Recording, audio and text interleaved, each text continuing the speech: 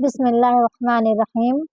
میں نے اکثر لوگوں کے گلے میں، خصوصاً بچوں کے گلے میں نے تعویذ دیکھا ہے، اور جب ان سے پوچھو کہ آپ نے یہ تعویذ کیوں پہنا ہے تو ان کا جواب ہوتا ہے کہ مجھے یہ بیماری ہے، مجھے رات میں وحشت ہوتی ہے، مجھے یہ پریشانی ہے، اس لیے امی نے تعویذ پہنایا ہے۔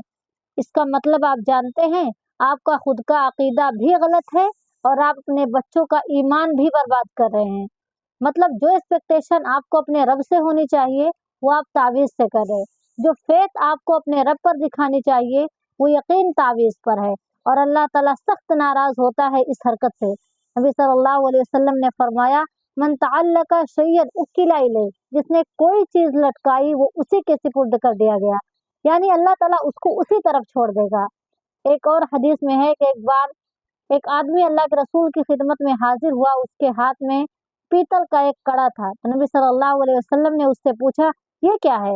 اس نے عرض کی کہ میرے جوڑوں میں بیماری ہے جس کی وجہ سے میں نے اس کو پہنا ہے۔ تو آپ کو پتا ہے نبی صلی اللہ علیہ وسلم نے اس سے کیا کہا؟ آپ نے اس کو فوراً حکم دیا کہ اس کو اتارو، یہ تمہاری بیماری اور زیادہ کرے گا، اور اگر تم اسی حالت میں مر گئے تو تمہارے ہاتھ میں تھا تو تم کبھی بھی فلاح نہیں پاؤ گے، تم کبھی کامیاب نہیں ہوگے، اور آخرت میں فلاح نہ پانے کا مطلب تو آپ بہتر جانتے ہیں۔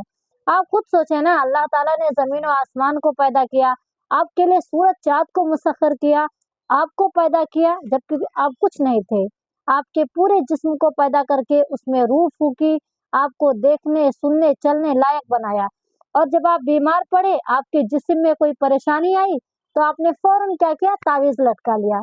کیوں؟ جس نے ساری کائنات کو پیدا کر دیا، آپ کو پیدا کر دیا بغیر کسی شریک کے، بغیر کسی مدد کے، وہ آپ کو ٹھیک نہیں کر سکتا؟ اسے آپ کو شفا دینے کے لیے، آپ کی پریشانی کو دور کرنے کے لیے تعویذ کی ضرورت پڑ گئی؟ کیا فرق رہ گیا آپ میں اور غیر مسلموں میں؟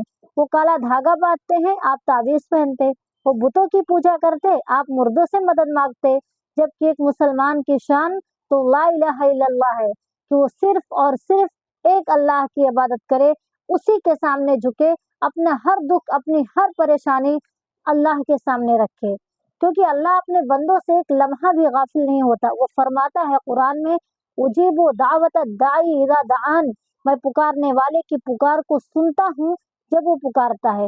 اس لیے آپ اپنے رب پر پورا یقین رکھیں، آپ یقین رکھیں کہ جس نے آپ کو پیدا کیا ہے وہ آپ کو ہر بیماری، ڈر اور تمام پریشانیوں سے نجات بھی دے گا، کیونکہ اللہ کا فرمان ہے، وَإِذَا مَرِضْتُ فَهُوَ يَشْفِينِ، جب میں بیمار ہوتا ہوں تو اللہ ہی مجھے شفا دیتا ہے۔